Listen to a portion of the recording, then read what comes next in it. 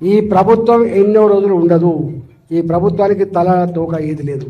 ఈ ముఖ్యమంత్రి అంటే తుగులకు నేను చాలాసార్లు చెప్పిన ముఖ్యమంత్రి గారి గురించి. ఇవాళ మా ప్రజల్ని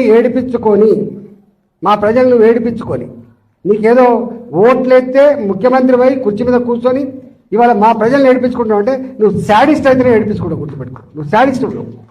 నువ్వు ఎవరు చెప్పినా వింటలేవంటే నువ్వు సైకో అయితేనే ఇవ్వవు. నువ్వు గతంలో కూడా చెప్పినా నేను మంచి పద్ధతి కాదు. ఇవాళ పరిపాలకుడు అనేవాడు, ముఖ్యమంత్రి అనేవాడు ప్రజల కన్నీళ్ళు ఏంటిది, ప్రజల కష్టాలు ఏంటివి, ఒకవేళ నీకు నీ ఇంటెలిజెన్స్ వ్యవస్థ ఉంటుంది, తెలుసుకోవాలి.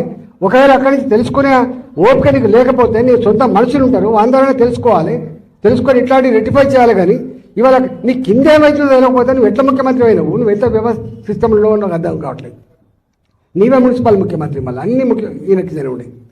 కాబట్టి నేను ముఖ్యమంత్రిని డిమాండ్ చేస్తున్నా, ఇట్లాంటి పిచ్చి వేషాలు మానుకో.